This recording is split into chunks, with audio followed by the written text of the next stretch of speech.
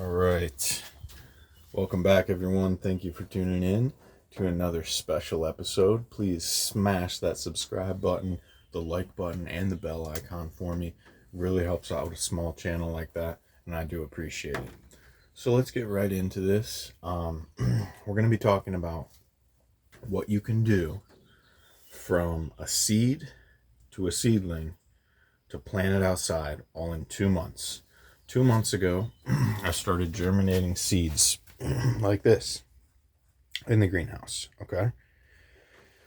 2 months ago, I started that. Haven't stopped germinating seeds since because it's time to plant seeds. 2 months later, this is what we're working with. Got a tomato plant about to flower. Got some cucumbers, arugula that I let go into flower to collect the seed. Some strawberries back there, Swiss chard, carrots looking good, lettuce, and then spinach. Some container squash, and then this is all kale, red Russian kale, and then baby kale, and this is broccoli. Not sure if the broccoli is going to make it through. It's already getting hot, but hopefully it pushes through. Now it's been 2 months since these were all seeds. Now we'll go over here.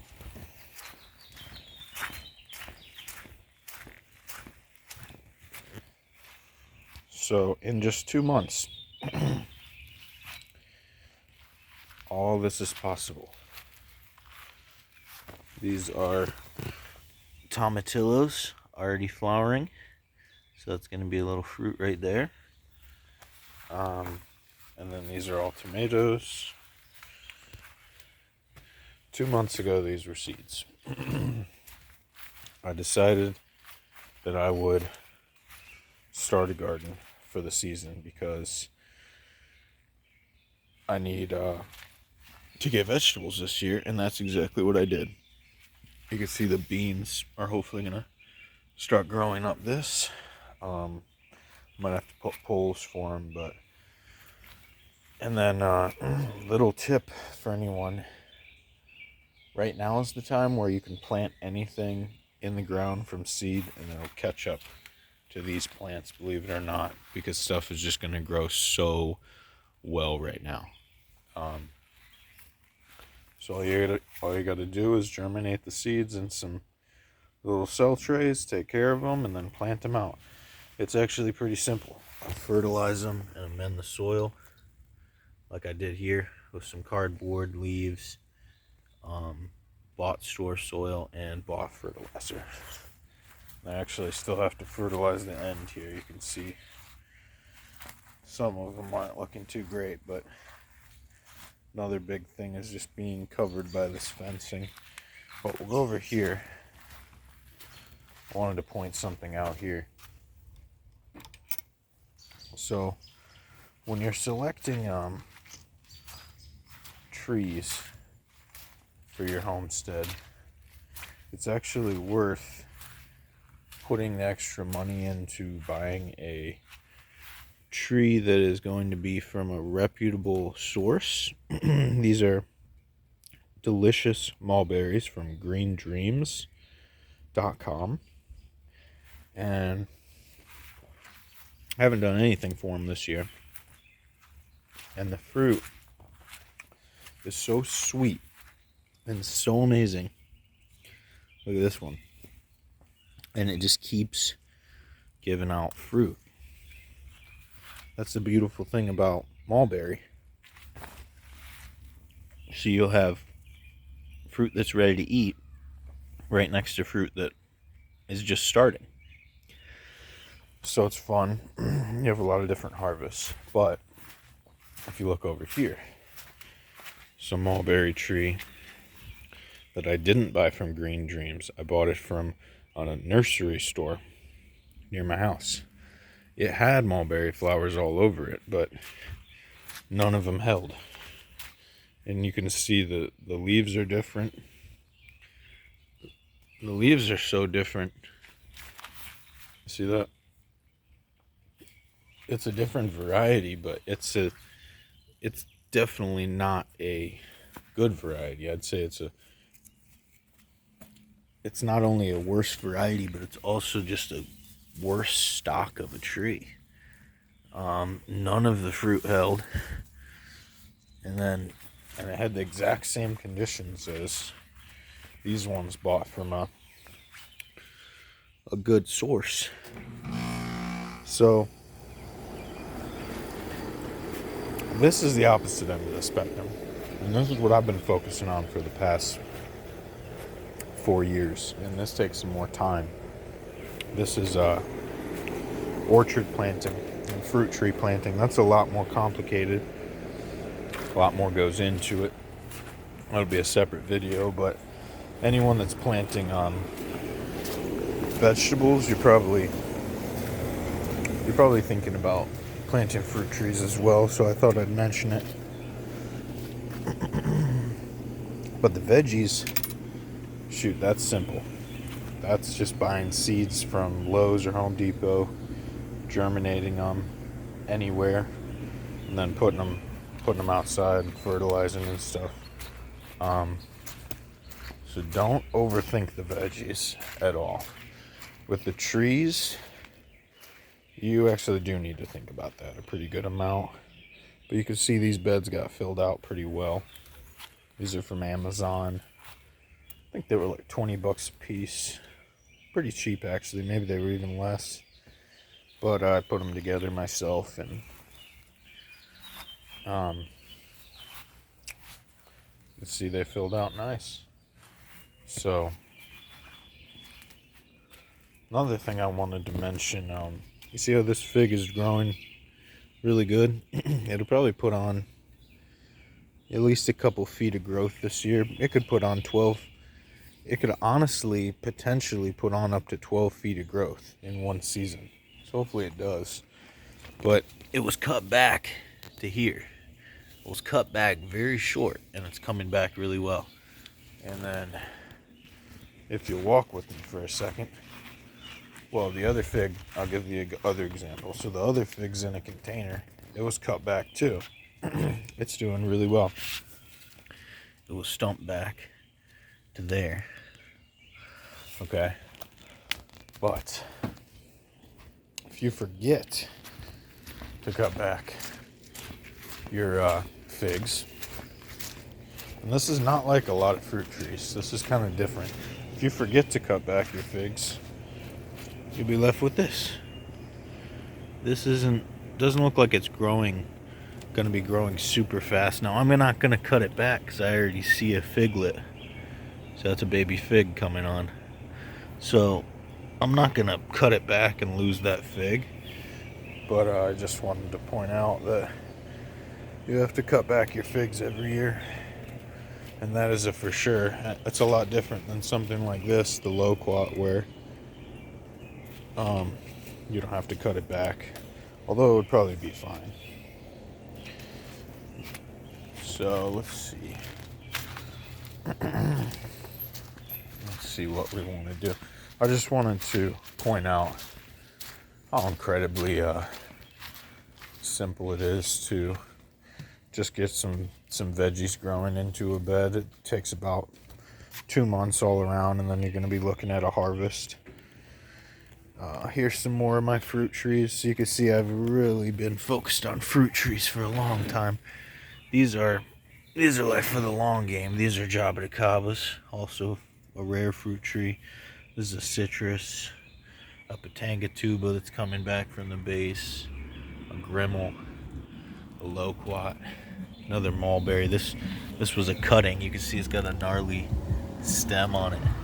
I wanted to make it a bonsai actually, but I'm letting it grow out and get a really thick base in this big pot, and then hence the vibes. We got a little bonsai volunteer here, little pine, bald cypress tree, yeah, I think they're called bald cypress. Here we've got my prized possessions. I shouldn't be letting them get shaded out. There's my ginkgo trees. These are sacred trees in the garden. Ginkgo trees. Very sacred, ancient tree. I love this leaf. And it's one of the rare plants that stands out to me because it has a blue-green hue to the leaves just naturally, and you can probably not see that too well on camera, but in person it's just very blue in comparison to everything else. So yeah, I mean, we got everything rocking out.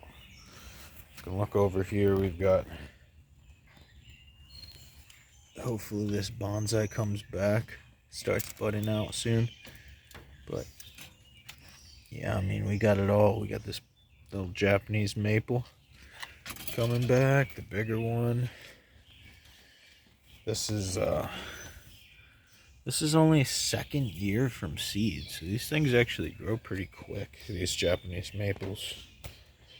Oh, look at this, the bonsai rose. It's about to get a little rose flower. That's funny. Some elderberry cuttings. A birch tree, bonsai.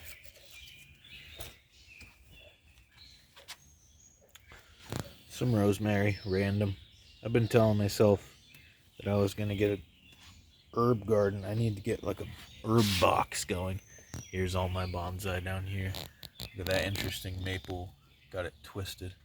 The stem's twisted. So yeah, we've got some interesting projects in there. Let's go in the greenhouse for a final message here. Well, you will see I moved this from in my house, this bamboo, and now it's showing me its true colors. It's going to start growing like a foot a day. Now that's in the greenhouse, probably reach the ceiling. And it's kind of to give inspiration. This is planted bamboo seeds in here. We've got our spider that's been living in here since the winter time. I can't kick him out. Every time I try to, he just builds a nest in the same spot. I named him Herman. But everything's going well in the greenhouse. I mean, we got stuff flowering like crazy. This is a Buddha's hand citrus. But there's an elephant ear. So this is the time of year where I'm just plant hungry. I've got my eye out for plants. I'm grabbing plants from the wild. I'm making sure my plants are doing good. I'm doing veggies on top of that. I got a lot of stuff going on right now. Here's a beautiful tree gifted to me. I call it the Chinese lantern. I actually stopped buying trees like probably a year ago. I just have so many fruit trees, and I get trees gifted to me as well, so there's just there's no need. I'm kind of maxed out. If you're wondering what this is, it's a Jaboticaba. Looks like a little stump hedge thing, but that's kind of a cool bonsai. Like, look at that. Not intentional. It got killed off, stumped out by the cold this year. Yeah.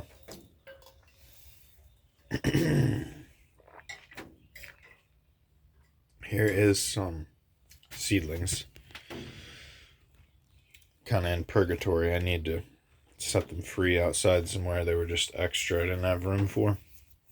Some watermelons. I think I'll plant them near my compost out on the edge and just see what happens. But final message. Thank you so much for watching. Please share the video if you found it interesting. You have a friend that loves weird plant videos and is thinking about starting a garden this year. Kind of some really loose, just inspiration to hopefully I'm making it seem like it's easy to grow, because it is easy to grow. And keep that in mind, you know. I have stuff in here that's just seeds that I had fall into some dirt and they sprouted up. All you got to do is trip and fall with a pack of seeds, and you might have a garden in 2 months. You know, it's nothing you got to overthink. The overthinking part will come to the fruit tree aspect of it. But if you're planting fruit trees, you're already kind of getting advanced as a gardener, and I'm proud of you. And I'm not just talking one fruit tree. I'm talking you're getting into fruit trees. You're getting, you know, you got 10 fruit trees you're trying. Then you're going down that road, you know.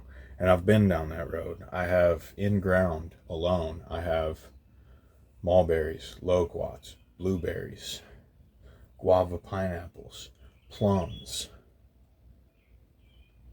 persimmons, that's 6. Apple tree, 7. So yeah, we have, fig tree, 8. So we have, I think it's over 10 varieties of fruit trees. And then this year when I decided to get into veggies, and I'm like, veggies need to be a part of this because I need to show how easy veggies are. And it's a great comparison when you compare it to fruit trees, because let's be honest, fruit trees, they can be easy depending on the variety, like I was saying, if you buy a really good variety, but also they can be really hard and challenging. I just want everyone to be inspired to do both so that you can be motivated even more. You got the quick veggies, then you got the fruit trees, you're doing both, and it's an amazing time. I love it so much. Never stop growing, keep growing, and thank you so much for tuning in. I'm out.